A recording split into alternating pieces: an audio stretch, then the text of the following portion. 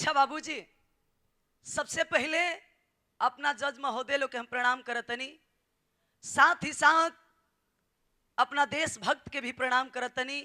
हिंदुस्तान के कोने कोने में बैठे हुए हमारे भोजपुरी गीत को आप सुन रहे माताएं बहनों भाई, आप सबको मैं गायिका मीरा मूर्ति एक ईश्वर में प्रणाम करती हूँ।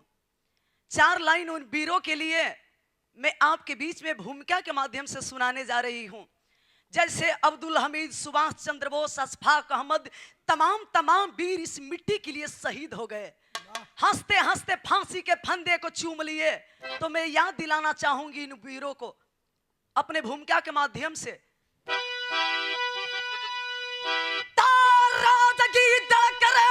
सोया हुआ अब जगाने लगी, देखो गांधी की बोली, अरे करो या मरो मेरे हिंद का जवानों, लंदन वाली कि लंदन पठाना है डोली, आवाज गूंजे गगन में बंदे मातरम, नौजवानों ने निकला सजा करके टोली, छोड़ भारत अंग्रेजों बगावत किए तो मची दुश्मनों से अब खूनों की होली।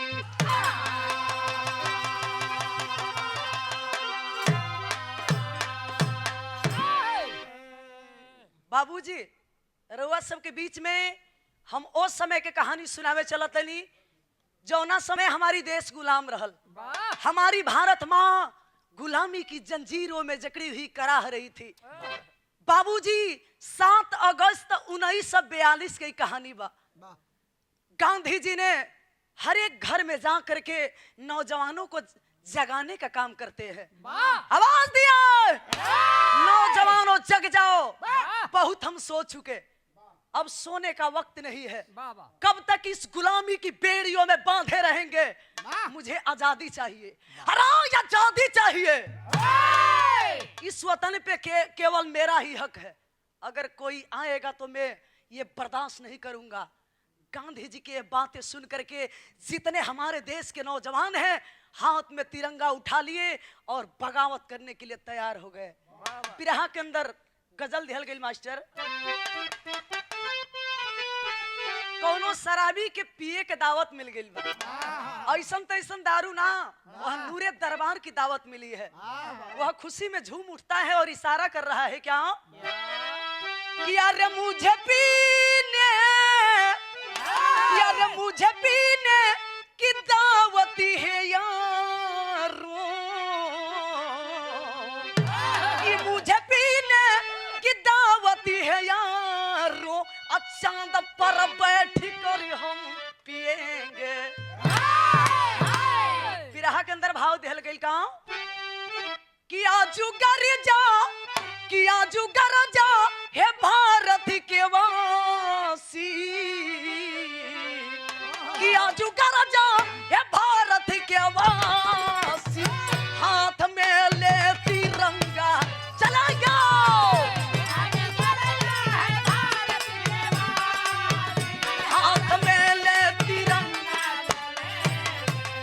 आजू गरजा है भारत के वासी, हाथ में ले तिरंगा चलेंगे।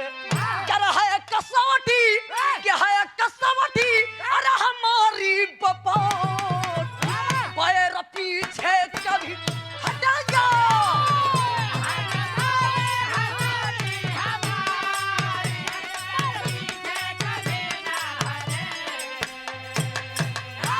हमारे देश के सपूत आवाज दे रहे हैं, लड़ना है तो लड़ने आओ सामने से जंग में, करते हो धमाका क्यों तू गीदड़ों के ढंग में। इस देश के रहने वाले हैं जिस देश में एक से बढ़कर के एक पावन पवित्र जगह बताई गई है। कहानी कोने समय के बाद नजम दिहल गई, अरे जुल्म अंग्रेजों से सहन न हुआ गांधी से, जुल्म अंग्रेजों से सहन न हुआ गांधी से, इसे मिटाना चाहे बगावत की आंधी से। कभी की बात धंसी दिल में भारतवासी को, कभी की बात धंसी दिल में भारतवासी को, कितने गोली खाए कितने झूले फांसी को।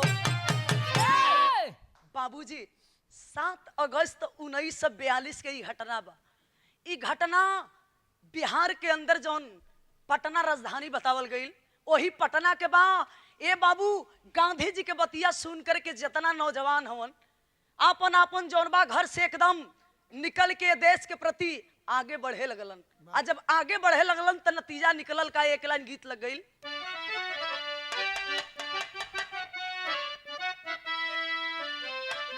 वाह रे वाह, आज देश के सपूत आगे बढ़ रहे हैं। जब वह पापी नीच कमीना गदार सुनता है जिसका नाम आर्चर बताया गया, आर्चर सुना, हिंदुस्तानी आगे बढ़ रहे हैं, आदेश देता है अपने आदमियों को इतना गोली मारो कि हिंदुस्तानी आगे बढ़ने ना पाए। गोलियां चलने लगी। बाबूजी, प्रमाण बताया जाता है कि 8 अगस्त के दिन गांधी जी के हाथ में हथकड़ी पड़ जाती है। उनके साथ में रहने वाली एक मासूम अबला वो भी बंदी बनाई जाती है। यही नहीं, वह पापी नीच कमीना आर्चर उस लड़की के आबरू के साथ खिलवाड़ भी करता है। इज्जत तो लुट गई। वह माँ रो रही है, मैं कैसी अभागन माँ हूं, मेरे आंखों के सामने मेरी बेटी की आबरू लुटी जा रही है और मैं बचा नहीं सकती। अरे जीने से अच्छा है मर जाना। और रो रो करके कहती है क्या क्या रे हम छूती भैनी माई, अरे हम छूती भैनी माई, देश के करनवा हम छूती भैनी माई, पापी इज्जत के लिहले लूटी, 9 अगस्त के दिहले छूटी, पापी इज्जत के लिहले लूटी, 9 अगस्त के दिहले छूटी, अरे हम हई माटी के गगरिया माई, बरसेले नजरिया। वह माँ बेटी बाबूजी जान देने के लिए पहुंच जाती है गंगा किनार। अब तब तक उसी रास्ते से स्कूलिया छात्र नौजवान आगे बढ़ रहे हैं। पूछने लगे, माँ ये तेरी आंखों में आंसू क्यों बह रहे हैं, रो रही है वो बुढ़िया। क्या बताऊं बेटा, आज एक बेटी की बात नहीं, एक माँ की बात नहीं, लाखों लाख बहन बेटियों के आबरू के साथ वह कमीना खिलवाड़ किया करता है। मैं तो इसलिए रो रही हूं कि मर जाऊंगी, मगर कल यही दूसरे के घर में बहन बेटी के साथ यह घुस करके खिलवाड़ करेगा। बाह रे बाह, स्कूल यहाँ नौजवान तो चले जाते हैं बाबूजी, बाकी जब बुढ़िया और लड़कियां जान दे दिलस हो। हाई देखा ये बतिया के सुनलन तक कैलन का टेरी लग गई। क्या रे मोरा राम, अरे की तड़का अब कयाटी जंग में, अरे की तड़का अब कयाटी जंग में, तब भारी पीर सपूत के हिंद की कड़कड़ माटी। बुढ़िया बेटी का गांधी का गिरफ्तारी का, छात्रों की बांदरी सेना ने काम किया चिनगारी का। वो सवेरा शपथ लिए आज चरच के जुलूम मिटाना है, हो तो सवेरा सचिवालय पर तिरंगा फहराना है।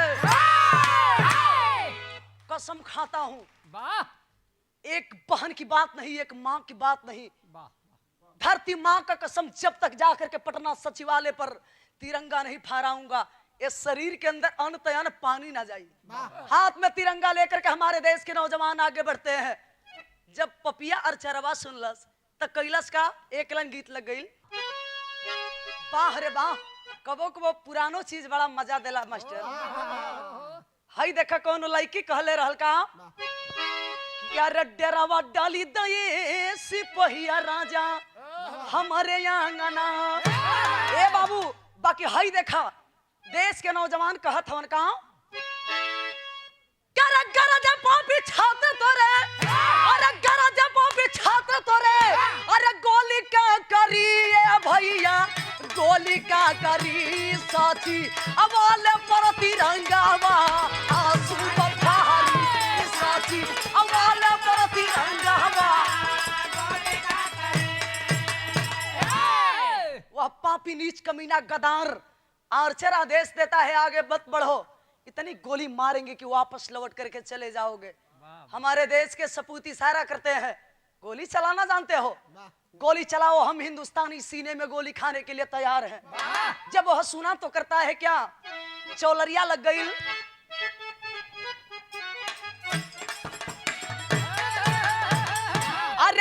कतनो गोली चलाई बे पापी, कतनो गोली चलाई बे पापी, बाई मानवा हो कि सनवा नाज भारत के जाई।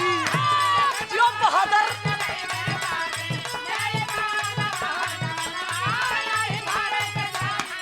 अरे बागा पीछे नहीं हटाइबे, तोहरा ताकत के यजमाइबे, तोहरा ताकत के यजमाइबे। अरे आगे हम बढ़ते चली जाइबे, कायर होते नहीं है हिंद, कायर होते नहीं है हिंद। क्या जवानवा हो जवानवा, क्या भारत के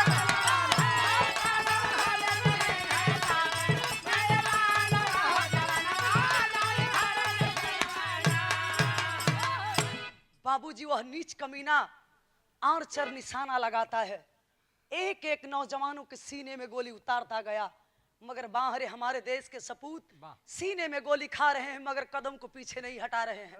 नतीजा निकलल का अल्लाह दिहल गईल।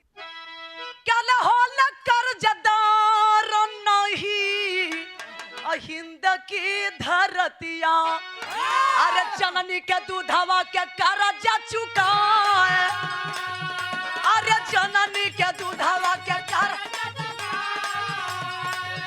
अरे झंडा लेके आगे उमाकांत जब पढ़ले, अरे गोलियां लगत देवी पथ को थमा,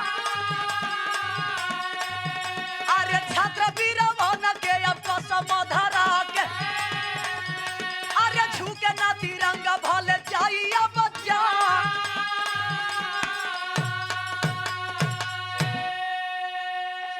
झंडा लेके आगे उमाकांत जब बढ़ले, गोलियां लगत देवी पथ को थमाए। देश के सपूत सीने में गोली खा रहे हैं मगर दूसरे हाथ में वह तिरंगा दे करके आवाज दे रहे हैं कि देखना शेर, इस तिरंगे का लाज रखना।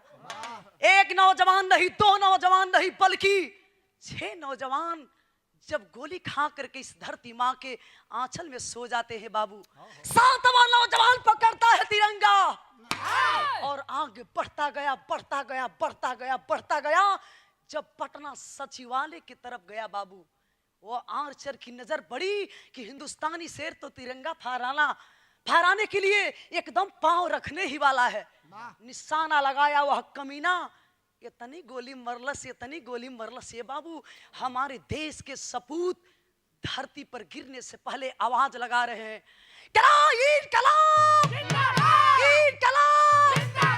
भारत माता की, भारत माता की जय हिंद कहते हुए हमारे देश के सपूत धरती माँ के आंचल में सो गया। इसीलिए तो हमारे, यह कोई बनावटी बात नहीं। जो भाई आप लोग पटना सचिवालय पर गए होंगे, 7 वीर की मूर्तियां बनाई गई है, एक से बढ़ के एक विधायक लो जाला लो तो प्रणाम करे लो। यही से तो हमारे स्वर्गीय बेचन गुरुजी कहत रहनी, आदमी चला जाता है कृति अमर होती है, सावन गुजर जाने की बात जल की कदर होती है। इन वीरों को मैं प्रणाम करती हूँ। हरी में भाव देहल गई का, अरे मोर राम, अरे मातृभूमि पर वीरों की कुर्बानी हो गई, अरे भारत इतिहास में अमर ही कहानी हो गई।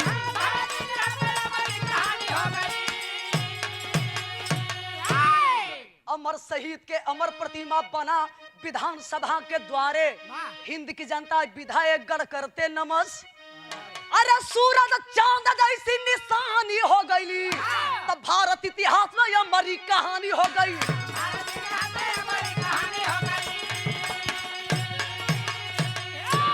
गुरु बिहारी, गुरु गणेश, गुरु रामलाल गुलकारी, स्वरग चंद्री का केशव गईले, अरे बगिया रामलाली समारी, अब कया जंग में तमीरा राम ने दुनिया लोहा मानी।